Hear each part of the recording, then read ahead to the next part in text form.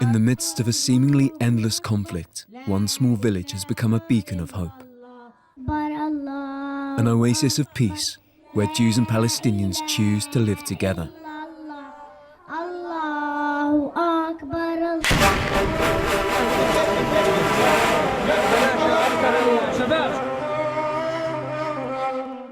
This is a very strong one that we need to, it's a shelter that we have to build it in the home by the law because we need to sit in if there is alarm or a war.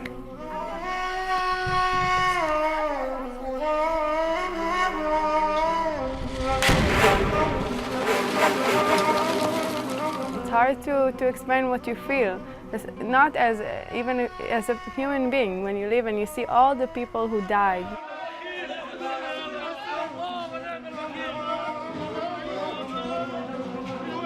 This is the war, actually. The war is sitting here, here, here, everywhere, even in my house. It's quiet now in Israel, but the question is, for how long?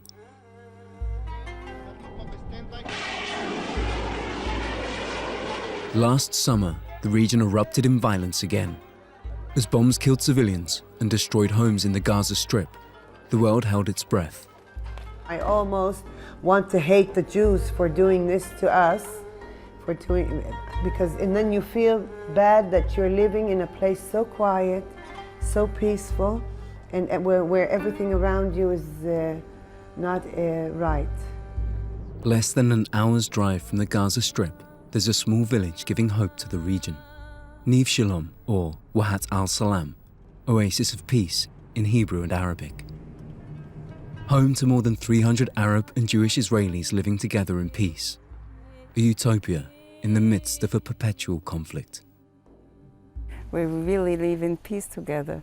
And it's not just a peace where one tells the other how to live in peace, but it's really the only place in the Middle East where people come in order to live together because they want that. We live the model where we share the land, the power, and the everyday life and the administration. And this is our message. Now we have a Jewish holiday, which is Sukkot and Passover. This is first grade now. The Feast of the Sacrifice, or Eid al-Adha for the Muslims, and the Jewish Day of Atonement, Yom Kippur, are both on the same day this year. This combined class of Jewish and Arabic children are learning about the two religious holidays. سكوت شو بيبنوا بعيد العرش؟ شو بيبنوا؟ عريشة شو ما بنيم بسكوت. Teacher Reem the chef has lived in this village for 14 years and teaches biology at this mixed primary school. Many of the students are from nearby villages and travel here especially to study. I'll show you the arts room. Mary is an Arabic teacher. She teaches arts in both languages. صباحي مرحبا صف ثالث. Shalom kita gimel. We had a very hard summer this summer, and we were very tense as teachers how we're going to open this year after the Gaza war. And we were wondering what should we tell the children, because you build peace, and then something like that comes and smashes it to the ground. And when we came at the beginning of the year, we saw that after all, they're children, and they only think about playing together, being together, and they still vision the peace that the older people think that maybe it's impossible, but they think it's still possible. And that's what we want to put in them as the growing seeds of this state. The school is unique in Israel. Jewish and Arab students in one classroom, learning Hebrew and Arabic, playing together and discovering each other's culture.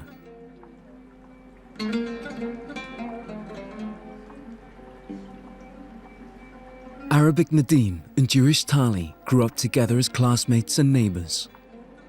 They remain best friends. Since when are you friends, and how come? Since the 4th grade, right?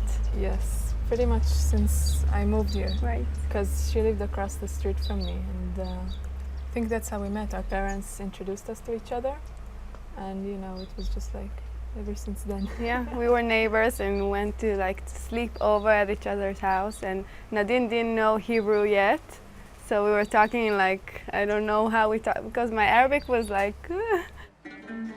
Nadine and Tali attended Jewish high school outside the village together. That's where they were first confronted with the divide in Israel. I think that the difference between being an Arab and a Jew, especially if you're in a place like a Jewish school, is that I'm always seen as a representative of the Palestinians, of the Arab sector. That's what we're called here. We're called a sector. We're not called a society or people or a nation. So it's constantly, Nadine, you're the representative here or something like that. And Tari, it's just, another part of society, another individual in society, part of the Israeli society. Mm-hmm. It was mainly different for the kids who were already at the school to meet, Arab children their age for the first time, and to see that we talk in Arabic sometimes. I understand everything she says and that we grew up together. It was different mainly for them to understand that this is our reality, because for them it's the first encounter, it's the first time so it was to teach them that this is how we live and this is normal for us. It all began on a bare hilltop in 1977. Priest Bruno Hussar and a group of students came together and founded their oasis of peace. 36 years on, their dream has become a real village. The waiting list for Neve Shalom Wahat Al Salam is long. In the near future, 90 new families are joining the community. But it's taken years for the government to give permission for this expansion.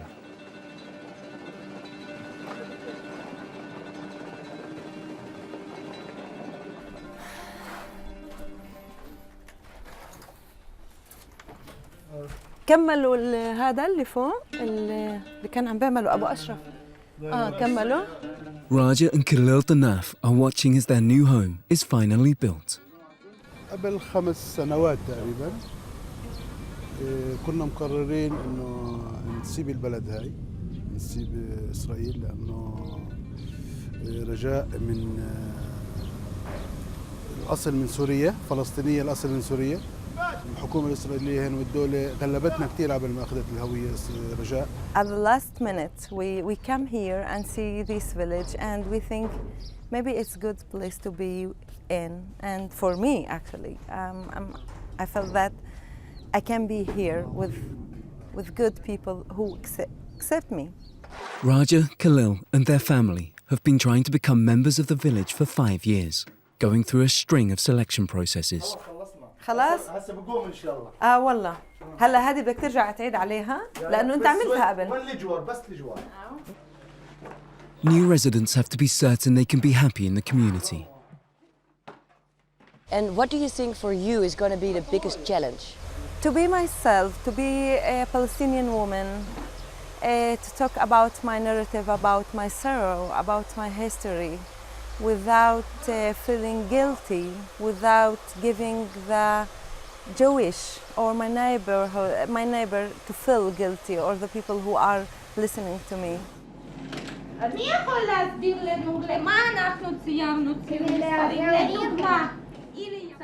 The villagers of Neve Shalom Wahat Al Salam want their ideas to spread well beyond the village.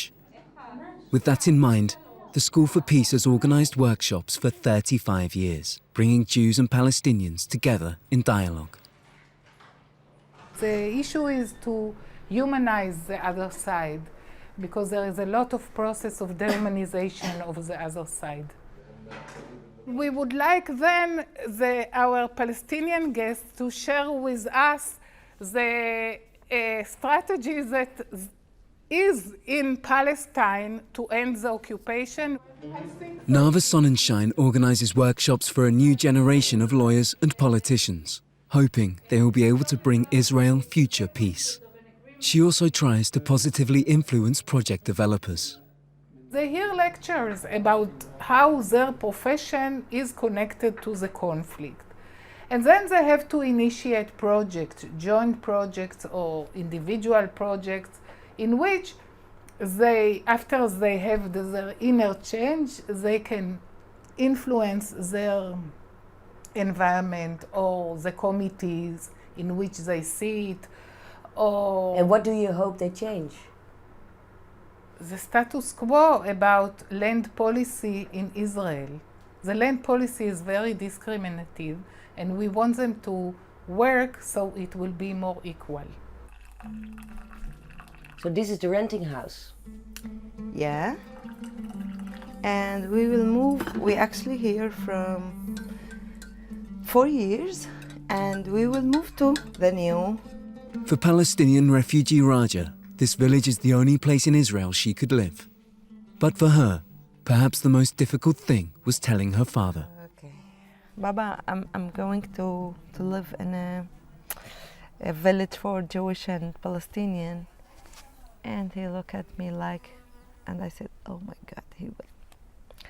And I told him that it's very important for me to live with people with my values, at least. I don't care if they are Jewish or black or white, I need it here.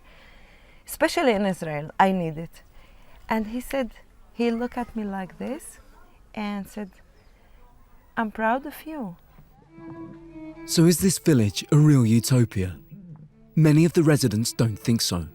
The community is home to frequent discussion and disagreement. It's very rare to find people who agree on things in this village. I think that's something people don't understand, that it's not just one homogenic community. There's such a wide range of thoughts and ideas and beliefs here.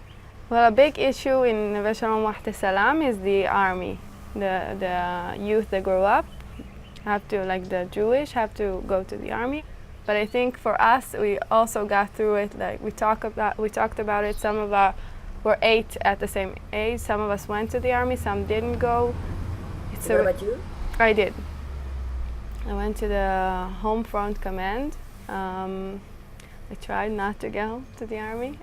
It's a really big conflict because you grow up thinking that peace is the only way. Military is not something that you grow up thinking you'll be, and everybody grows up in Israel when you're a child. They say when you grow up they won't be an army and necessary anymore, and it's a really big thing you have to go through here. What was your most important question to her when she went to the army?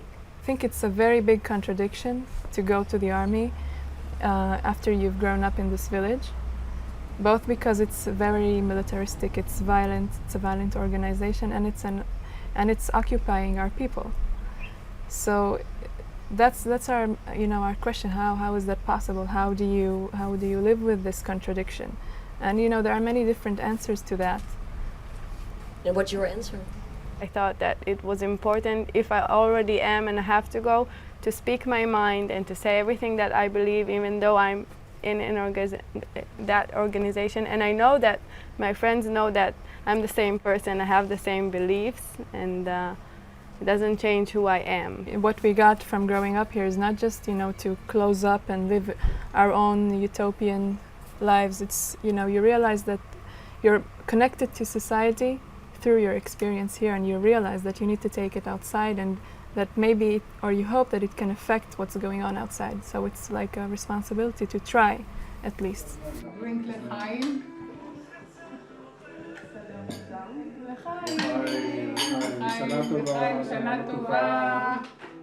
Tonight, the Sun and Shine family is enjoying a feast. Tomorrow is the Day of Atonement, Yom Kippur, a major Jewish holiday with 24 hours of fasting, no driving permitted, and all public amenities closed. It's difficult, and of course most of the Jews just think about themselves. They don't think about how the Muslims are limited, because this is a Jewish state and the main feast is the Jewish one, not the Muslim one. In the late 70s, Tali's parents arrived in Neve Shalom Wahdat al-Salam with big ideals. Their friends and family did not respond with enthusiasm. Originally, they thought we were lunatics and naive, and that it won't exist more than a few months. We went to live with Arabs. That was really beyond their imagination. Also some friends and family, but we got other friends. You have 3 children and they all grew up here, right? In the village? Yeah. Yes. And what did you want to give them with that? Different growing up. That Arabs are not their enemies. That's it. Basically, that's it. But you can imagine the struggle of your own daughter having a Palestinian best friend and going in the army and all it's all contrary to each other, right? It feels... Well, that's part of Neve Shalom. That's part of living together. It's not that we will all think alike. It's not that we are all the same. We are different, and the issue is how to coexist in spite of the differences. So it's not a utopia you live in here? No, not at all.